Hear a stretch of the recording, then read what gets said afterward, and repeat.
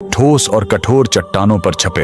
ये साक्षात भगवान श्री कृष्ण के रथ के पहियों के निशान हैं, जो आज भी बिहार के राजगीर में चीख चीख कर महाभारत की गवाही दे रहे हैं। लेकिन सोचने वाली बात यह है कि आखिर भगवान को ऐसी क्या जल्दी थी कि उनके रथ की भयंकर रफ्तार से पत्थर भी मोम की तरह पिघल गए। दरअसल इसका कारण था एक ऐसा खूंखार राजा जो रावण से भी ज्यादा खतरनाक और भगवान शिव का परम भक्त था, जरासंध। उसने दुनिया भर के 95 से ज्यादा राजाओं को हराकर अपनी जेल में बंदी बना रखा था। उसकी एक खौफनाक प्रतिज्ञा थी। वो पूरे 100 राजाओं को पकड़कर एक ही रात में उन 100 राजाओं की बलि भगवान महाकाल के चरणों में चढ़ाने वाला था। इन्हीं निर्दोष राजाओं की बलि रोकने के लिए भगवान श्री कृष्ण भीम और अर्जुन के साथ इतनी भयंकर स्पीड में राजगीर पहुंचे थे कि उनके रथ के पहियों की रगड़ से इन पहाड़ों पर जो गहरे निशान बने वो आज तक नहीं मिटे।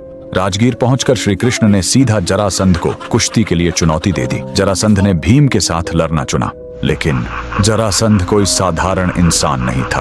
अखाड़े में कुश्ती लड़ते हुए जब भीम ने जरासंध को बीच से चीरकर 2 टुकड़ों में फेंक दिया तो एक भयानक चमत्कार हुआ। जरासंध के शरीर के वो दोनों टुकड़े वापस आपस में झुर गए और वो फिर से जिंदा होकर हंसने लगा। लेकिन जरासंध का शरीर बार बार क्यों झुर रहा था, इसका रहस्य उसके जन्म में छिपा था। दरअसल मगध के राजा बृहद्रथ का कोई पुत्र नहीं था। संतान प्राप्ति के लिए उन्होंने तपस्या की तो एक महर्षि चंडकौशिक ने उन्हें आशीर्वाद के रूप में एक चमत्कारी फल दिया। राजा ने वो एक फल अपनी दोनों रानियों को आधा आधा बांट कर खिला दिया। नतीजा यह हुआ कि दोनों रानियों के गर्भ से शरीर के आधे आधे निर्जीव टुकड़े पैदा हुए। घबराकर राजा ने उन खौफनाक मांस के पिंडों को बाहर जंगल में फेंकवा दिया। वहां जरा नाम की एक राक्षसी ने जैसे ही उन दोनों टुकड़ों को एक साथ रखा, वो आपस में जुड़ गए और एक जीवित बालक बन गया। जरा नाम की राक्षसी द्वारा जोरे जाने के कारण ही उसका नाम जरासंध पड़ा। इसी रहस्य के कारण अखाड़े में भीम उसे जब भी फाड़ते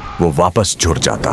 13 दिनों तक यही खौफनाक कुश्ती चलती रही। तब 14वें दिन श्री कृष्ण ने अपना मास्टरमाइंड खेल खेला। उन्होंने एक घास के तिनके को उठाया, उसे बीच से फाड़ा और दोनों टुकड़ों को उल्टी दिशा में फेंक दिया।